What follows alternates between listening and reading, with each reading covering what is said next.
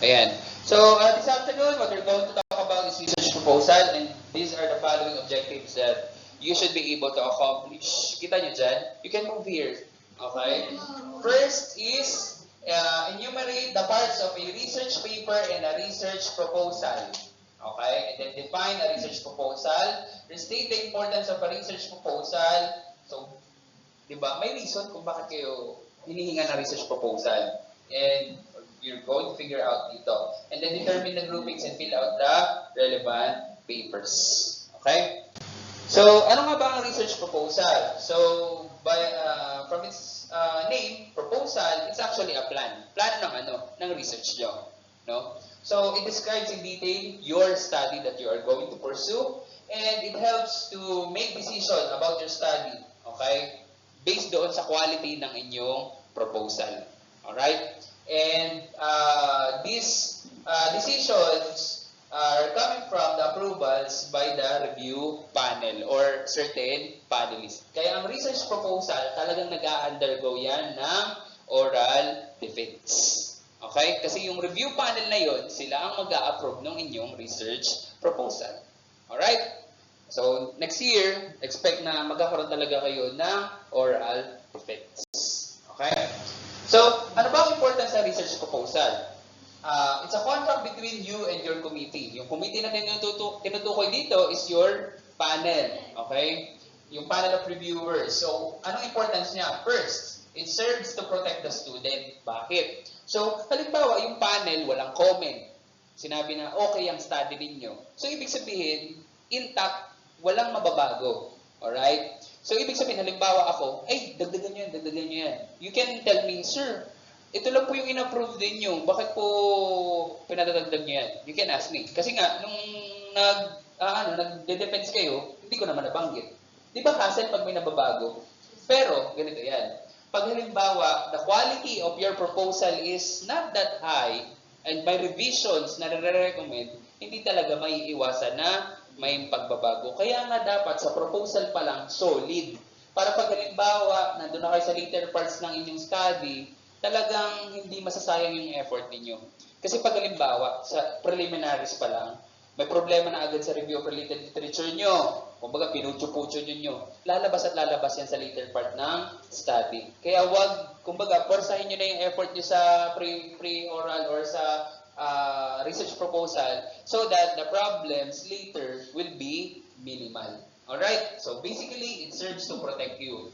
Also, it serves to protect the committee from the student. Bakit kailangan namin protektahan yung sarili namin? Because you can give us researches that are or that have poor quality. Ay, hindi maayos itong research study ninyo. So, sa proposal, makikita namin yon. And we can actually ask you to revise a certain study. Alright? Ay, kung hindi namin na-check, tapos later pa, nung final defense na, o anong mararamdaman nyo? Ay, pangat pala itong study natin, bakit di natin nalaman? Eh, kasi nga, hindi nagkaroon ng proposal defense. Nagigets nyo? It serves to protect both of us, you and me as your advisor in the committee. Naiintindihan? So talagang, I hope that you can see how important the research proposal, especially the defense. Alright, so what are the essential ingredients ng research proposal? There are 3. First, kailangan sa research proposal nyo makikita yung issue. So what problem does your research address? Second, yung research design. How will the research achieve its objectives? Objectives yung gusto niya ma-accomplish usually in the solution of the issue. And the third one is, ano bang benefits ng study nyo? Bakit natin yan i-conduct? So, ito yung 3 essential ingredients ng isang research proposal. And what are those 3? Isa-isa nga uli natin. The issue, research design, benefits. Okay, so hold on to those information kasi ang research paper, ang research paper, ito ang content. Pero sa proposal nyo, ito lang ang kailangan. Sa preliminaries, you have the title page and the table of contents. Other parts, wala muna kayo dyang pakialam. Next, for the body, yung chapters 1 to 5 natin, sa isang research paper, may chapters 1 to 5. Chapters 1, usually introduction, 2 ay related literature, 3, research design or methodology, 4 ay findings, and 5 ay nandito yung summary of findings, conclusion, recommendation, and your research output kung meron. Now, going back dun sa essential contents ng research proposal, ano nga uli yung tatlo? Ano yung first? Issue. So, yung issue na yon ay i-describe sa chapter 1, sa introduction and background of the study, and also sa chapter 2, brief review of related literature. Kaya itong chapter 1 at chapter 2 kasama sa proposal. Okay? Second, ano yung pangalawa? Research design. Okay, research design. Nasaan ang research design dyan? Chapter 3. Kaya ang chapter 3 ay kasama sa proposal. Okay? And lastly, okay, benefit. Nasaan ang benefit? Nasa significance of the study. Kaya kasama sa proposal ay chapters 1, 2, and 3. Alright? So, kaya kayo hinihinga ng chapters 1 to 3. Hindi dahil trip-trip ko lang. Naintindihan nyo? Alright. Next, also the latter part, of course, dapat hindi mawawala ang references and curriculum vitae. Okay? Hindi dapat nawawala ang references at curriculum vitae. Okay? Yeah, it's vitae. Yeah, moving on. What? Okay, curriculum vitae, I'll be sending you specific formats na lang to fill in. So, usually change the picture and then the contents na lang mangyayari. Ang pagkakaiba ng resume sa curriculum vitae, more of focus siya sa educational background, sa work experiences, okay? Pero since curriculum vitae siya and some of you are not yet working, edi more of educational background siya. Wala dyan, hindi dyan kasama yung personal backgrounds nyo like height, weight, age, birthday pwede. Pero other than that, more of corporate curriculum vitae. Okay? So next, do you have any question by the way sa research proposal? Yun na yun. Pupunta na tayo sa chapter 1. Wala na? Okay, let's go to chapter 1. Sa introduction and background of the study. Start na tayo. Alright? So, again, if you have any question, if I am going too fast, don't hesitate to ask. Okay? Okay na kayo? Yes, po. Okay. Taas ang kamay, dalawa. Kahit amoy teenager dito kanina. Okay. Taas! Hey, scan niya. Taas. Okay. Shake. Again, shake. And then, napalipad ko na nga pala kayo. Yung ibon, paano ka lumipad ang ibon? So, kaya. Ang ganda naman ang ibon nyo. Ayan, anong ibon nyo? Okay, sige. Hands down. Let's move on. So, for the introduction and background of the study, these are your objectives. First is to, identify the parts of the introduction and background of the study. Next, enumerate the purpose of this part of research and write an introduction and background of a study. Definitely, since you are going to create a proposal, talagang magsusulat kayo ng introduction and background of the study. Okay. Next. What happened? Nag-ilan ka rin siya, Yeah, oo nga. Hello, nakakatakot. Okay, so yan. What is a research introduction? Stuck pa ba ako? Hindi na. Okay, what is a research introduction? Basically, it sets up the readers to explore the research problem. Kumbaga, siya yung pinto papasok dun sa inyong study. And since siya yung pinto, dapat maintindihan ng mga readers kung bakit nila kailangan basahin yung study ninyo.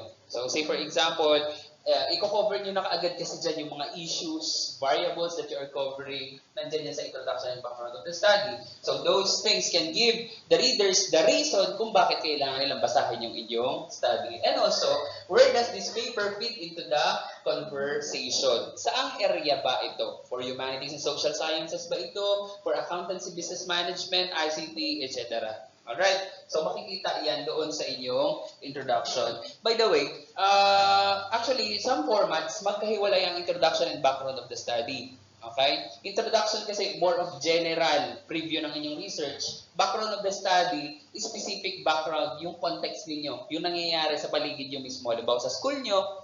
Pero ang gagawin natin, magkasama na, introduction and background of the study. Okay. Next. So, ang research introduction natin and background of the study, we're going to follow a certain model. Ang model na yun tinatawag na CARS model, which stands for, pakibasa? Okay, so you are going to create a research space na ikaw ang mag-o-occupy. So, may 3 parts yan. Actually, usually, ang ginagawa namin in the past, ang practice namin, magkakahiwalay na paragraphs. Parang kitang-kita. Okay? So, these parts or paragraphs are the following. First ay establishing a territory. Okay? So, I'll discuss one by one anong ibig sabihin yan. Kasi anong ibig sabihin ng establish? O ano? Establish. You build. Okay? You are building a territory. So basically, ay, tungkol dito ang study ko. Yan. You are establishing a territory. Oo, yun talaga yun. Okay? Next, establishing a niche or niche. So, dito naman sa establishing a niche, yan, I'm going to discuss it to you later. Kung baga may teritoryo ka na, ano naman yung meron dun sa teritoryo mo? Nandun sa niche yun. Ha? Sige. Okay. Next, occupying the niche or niche. So basically, yung inyong research problem. These came from the research guides, organizing your social sciences research paper. Okay? O, ayan, organizing your social sciences research paper. And your strand is humanities and social sciences. But then again, this is not only exclusive for social sciences, also other scientific paper. It can be used for ABM, AC, and even ICT. Okay, so let's go to the first one, establishing a territory. So dito, ipinapakita mo yung iyong topic. Show that your topic is important, central, problematic, and or relevant. And also, you mention previous research. Okay? Kaya nga, ang inuna natin ay annotative bibliography. Annotative research ba ba? Walang annotative research. Annotative bibliography. Para saan nga yung annotative bibliography?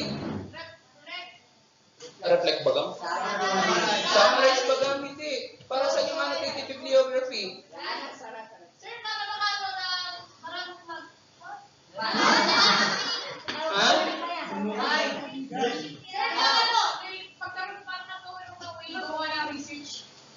Ano yun? Okay, so basically, it's your reference of your study. Okay? So, ano ang tinutukoy dito? Mention previous research. Kaya nga, di ba, annotative bibliography, kasi nga, titignan mo muna yung mga research. You mention previous research. Sa intro pa lang, kailangan marami na kayong nabasa. Okay? So, let me give you kumbaga, sa establishing a territory, tungkol saan yung iyong study, anong alam na natin dyan. And we will be able to figure that out by reading different related literature or studies that has been conducted na may relation doon sa mga variables ninyo. Okay? And to give you an example, so let's have an example. Okay? So this is the research problem. Okay? So all throughout, yung introduction, ito ang research problem na i-explore natin. Ito yung introduction nila. Okay? So, hindi kita yung last part, but then again, it's important. Okay, research problem. What is the relationship between music listening and stress levels and how it is perceived by university students? Yan yung gusto nilang malaman. That's their research question. Now, let's explore first. Tungkol ba saan yung research problem nila or research question? Anyone? I have a question. What are the variables based on the research question? Who answered last? Who answered last? Give me a number lower than 5. 1,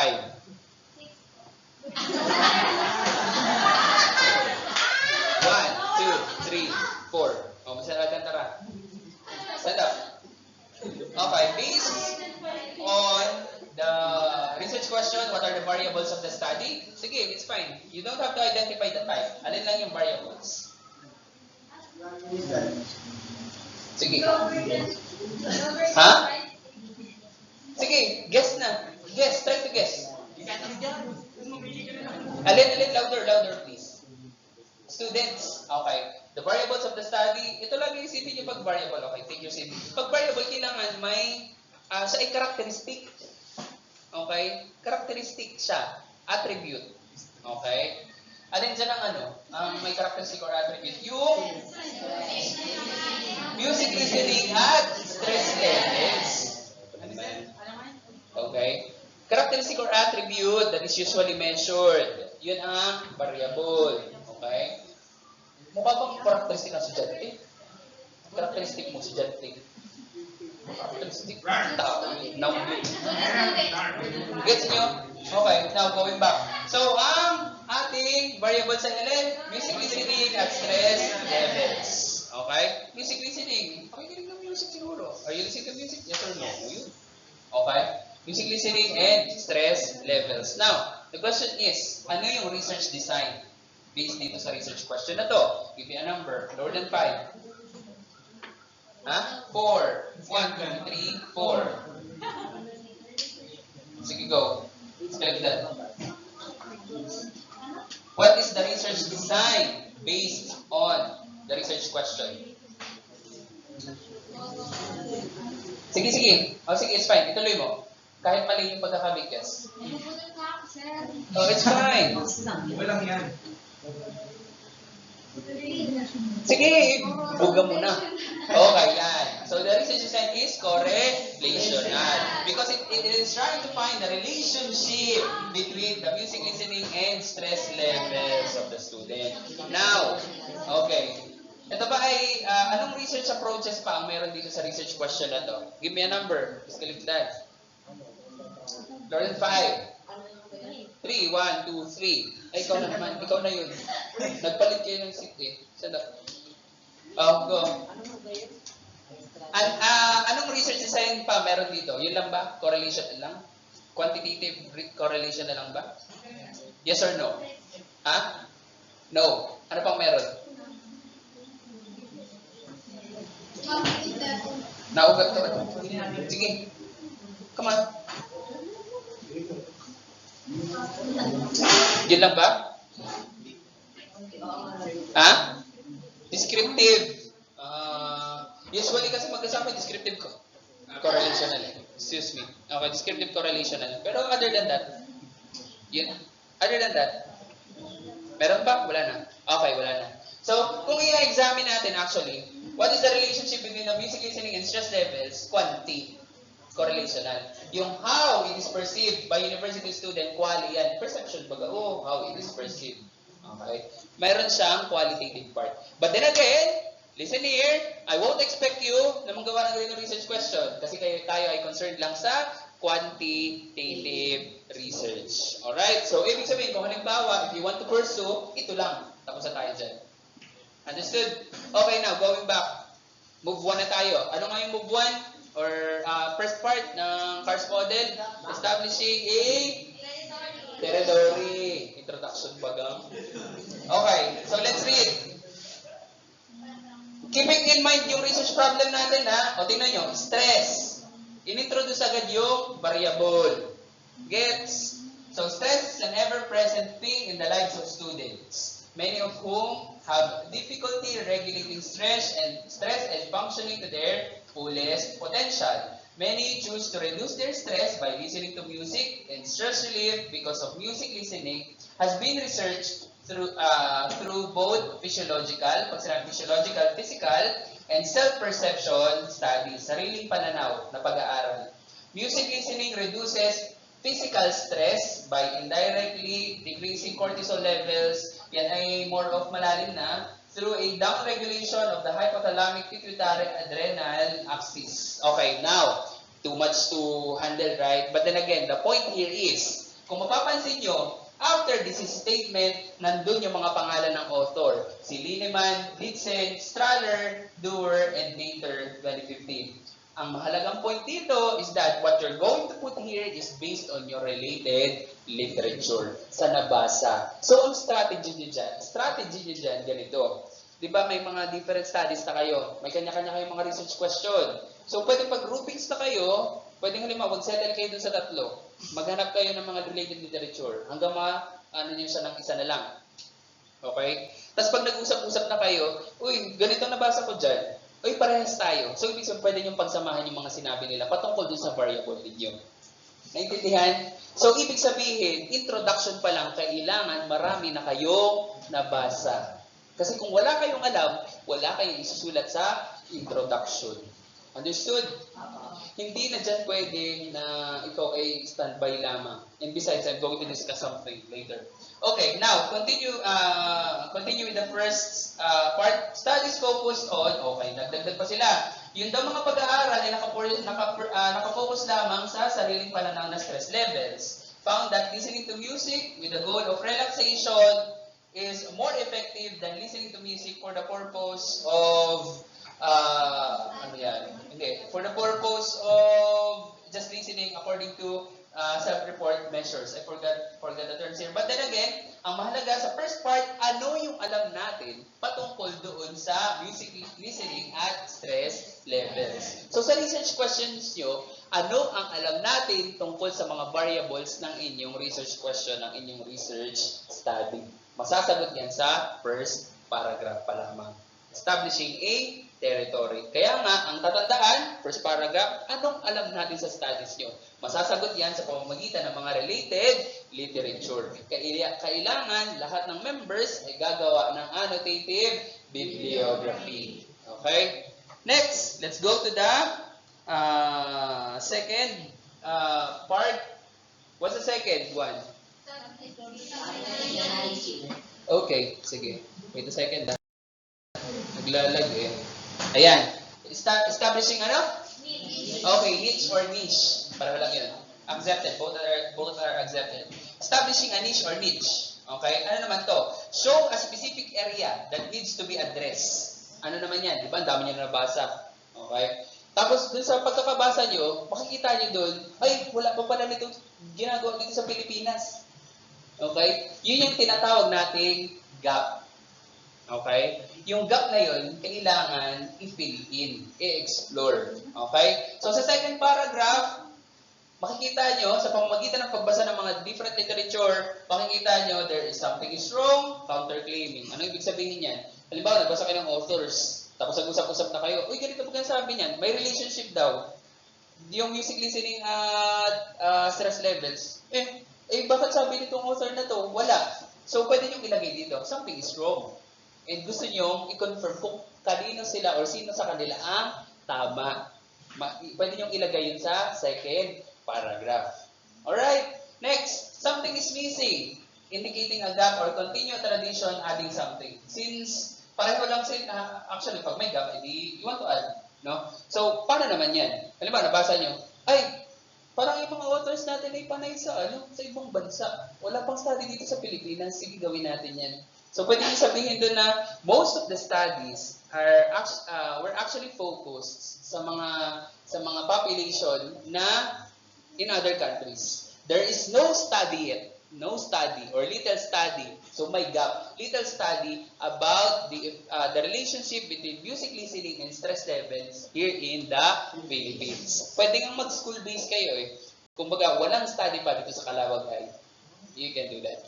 Alright? Now, to give you an example, same research problem tayo. Okay, yun pa rin. Tingnan nyo yung ginawa nila. Di ba na-establish natin na effective daw ang music listening sa pag-reduce ng stress level. Okay?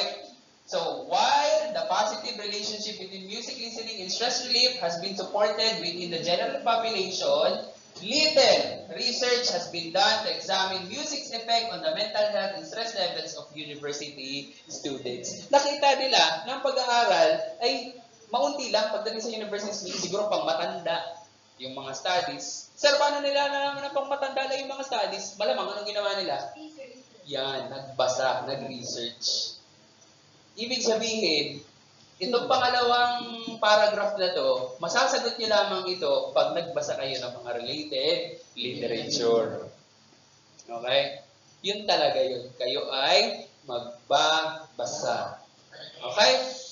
Next. So, sinuportahan pa nila. University students show a higher rate of both stress-induced depression and anxiety than the general population due to the pressures of completing complex programs while often living away from home for the first time. So, ito yung mga authors. Meron pa rin supporting details mga authors. Okay? So, as a result, the students' stress relief is a critical part. So, importante daw na makita natin kung paano mag-relieve ng stress ang mga university students para sa kanilang well-being, especially with students' mental health at the forefront of many recent discussions and research siguro ng faculty, staff, and student. Okay? You get the point? Ito yung second paragraph. So sa una, anong alam natin? Pangalawa, ano ang gap? Anong kulang? Okay? Understood?